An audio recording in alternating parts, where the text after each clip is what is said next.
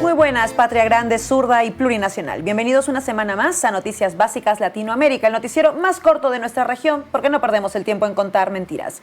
Arrancamos con un acto de violencia en Colombia, ¿verdad? Así es. Por desgracia, el padre de la vicepresidenta de Colombia, Francia Márquez, ha sido víctima de un atentado en el coche en el que viajaba con su sobrino de la vicepresidenta y dos guardaespaldas. Sigifredo Márquez Trujillo, que así se llama el padre de la vicepresidenta colombiana, ha salido ileso de un ataque contra el vehículo en el que viajaba por una zona rural del municipio de Jamundí, en el departamento colombiano de Valle del Cauca. El Partido Comunes, surgido tras la desaparición de las Fuerzas Armadas Revolucionarias de Colombia, las FARC, ha mostrado su solidaridad con la vicepresidenta, su padre, su sobrino y toda la familia. En esta región aún opera el Frente Jaime Martínez, un grupo disidente de las FARC que no ha firmado los acuerdos de paz con el Estado colombiano. En la red social X, la vicepresidenta colombiana solicitó a la Fiscalía que abra investigaciones sobre lo sucedido y que se fortalezca la presencia de las fuerzas de seguridad en el Valle del Cauca. En la misma línea, Francia Márquez ha pedido unidad a toda la sociedad colombiana para alcanzar la paz en el país. El presidente Gustavo Petro ha enviado todo su apoyo a Francia Márquez y, en línea con la vicepresidenta, ha pedido que tomen medidas necesarias para garantizar la seguridad en el Cauca y Valle del Cauca.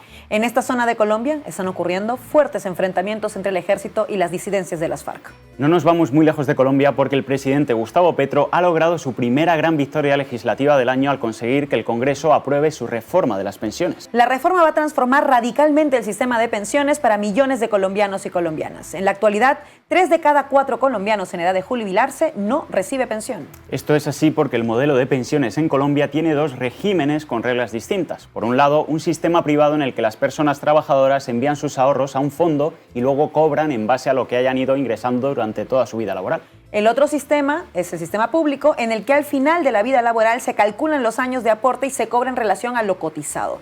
Cuando las pensiones públicas son muy bajas, un subsidio del Estado las complementa. Con la reforma, todos los trabajadores y trabajadoras aportarán al sistema público de pensiones hasta un mínimo, con lo que de facto el Estado se hace responsable de los adultos mayores sin pensión. Las personas que ganen mucho podrán realizar un aporte adicional para tener mejores pensiones en el futuro, pero el mínimo está asegurado por ley para que no haya ningún adulto mayor sin nada. Esta había sido una de las grandes promesas de campaña del Pacto Histórico durante la campaña electoral y se convierte en el gran logro del mandato de Gustavo Petro, a quien todavía se le resiste la reforma de la salud. La congresista progresista Marta Alfonso Jurado ha sido una de las impulsoras de la reforma de las pensiones. Pero aquí está ganando definitivamente la gente humilde, la cantidad de colombianos y colombianas que no tenían posibilidad de pensionarse, pero que con esta reforma, a pesar de este sacrificio que hemos tenido que hacer, va a tener pensión familiar, mejor pensión de invalidez, posibilidad de pensión anticipada si tienen hijos e hijas con discapacidad, la posibilidad de un pilar solidario, la posibilidad de un pilar semicontributivo si no lograron los requisitos de pensión. Así que es una reforma para mejorar las condiciones de vida del pueblo colombiano. En clave internacional, lo más destacado de esta semana ha sido la cumbre celebrada en Suiza bajo el nombre de Conferencia para la Paz, pero a la que no ha sido invitado ni Rusia ni China, actores fundamentales para resolver la guerra en curso en territorio europeo. La cumbre, organizada por el presidente ucraniano, se ha saldado con notables ausencias, aunque lo más destacable es que varios países se han negado a firmar la declaración final por considerar que tiene conclusiones prefabricadas. Estos países que se han negado a firmar consideran que la reunión ha estado más enfocada a organizar y financiar la guerra a Zelensky que a buscar ningún tipo de acuerdo para la paz. Entre estos países que no han firmado la declaración de la cumbre están India, Sudáfrica o Arabia Saudí. La cumbre, que más de la paz habría que decir que era de la OTAN y sus socios, ha servido también para profundizar las diferencias entre los países latinoamericanos sobre la guerra ruso-ucraniana. Mientras que México, Brasil y Colombia se han negado a firmar la declaración final, Argentina, Ecuador y Chile han suscrito el texto. En el caso de Colombia, Gustavo Petro no firmó la declaración porque considera que se pretende construir bloques para la guerra y no para la paz.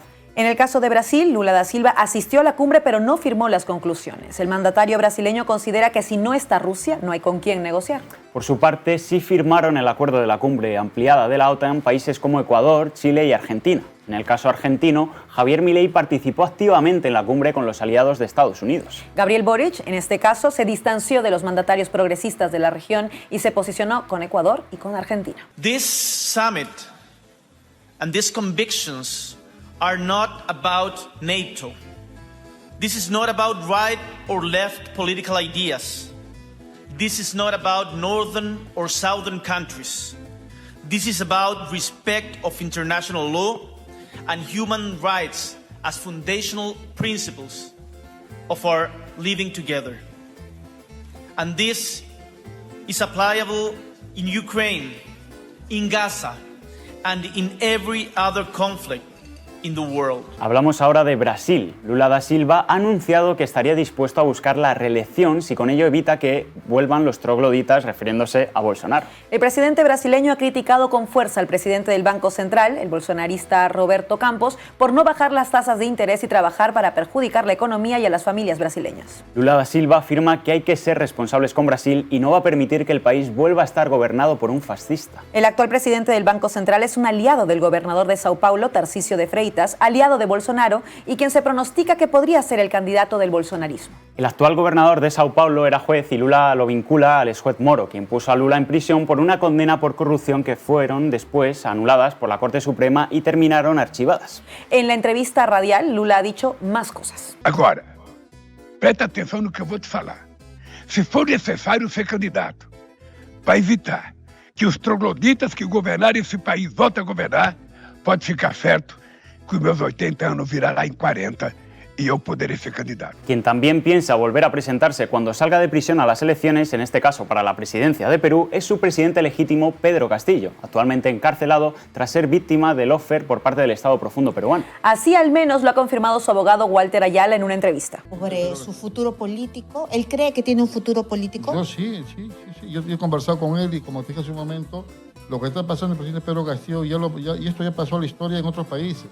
Yo estoy seguro que si no es Pedro Castillo, será la hija, la esposa o una persona no de su círculo que puede ser el futuro presidente. El presidente Castillo fue elegido en 2021 y se encuentra privado de libertad de forma preventiva por cargos de rebelión y corrupción. Sin embargo, cada día queda más claro que la destitución y detención de Pedro Castillo, quien fue sustituido por la dictadora Dina Boluarte, responde a intereses políticos y económicos de la derecha peruana y de los sectores oligárquicos. Desde el cese del presidente Castillo, Perú vive una de las peores crisis, con medio centenar de asesinados por la represión de las fuerzas policiales del gobierno de Dina Boluarte, quien fue vicepresidenta y lo traicionó aliándose con la derecha y los sectores empresariales. Como dijimos la semana pasada, el nivel de popularidad de Dina Boluarte es del 5%, el peor dato de todos los presidentes peruanos. Continuamos en Perú, pero ahora con una buena noticia. Así es, la Fiscalía ha imputado a 20 militares por 10 asesinatos durante la represión de las protestas contra Boluarte el 15 de diciembre de 2022. Los informes concluyen que las víctimas mortales presentaban heridas producidas por proyectiles utilizados por los fusiles de asalto de fabricación Israel Galil,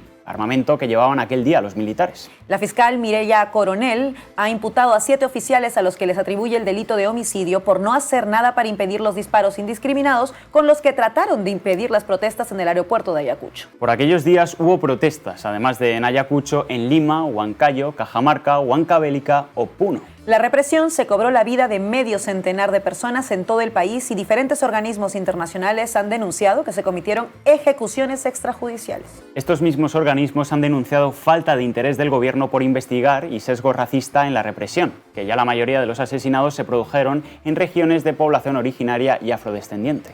Y vamos ahora al terreno internacional. Javier Milei ha vuelto a viajar a España, en esta ocasión para recoger un premio del Instituto Juan de Mariana, un chiringuito ultraderechista cuyo director ejecutivo es Manuel Llamas, ex viceconsejero de Economía en la Comunidad de Madrid que preside Isabel Díaz Ayuso. El Instituto Juan de Mariana justifica el premio a Javier Milei por haber hecho historia al haberse convertido en el primer presidente libertario del mundo. En ocasiones anteriores, este premio ha recaído en periodistas, escritores o filósofos de la fachosfera española. El acto de entrega del premio fue ayer viernes en el Casino de Madrid y la organización impuso un código de vestimenta para que se note el clasismo.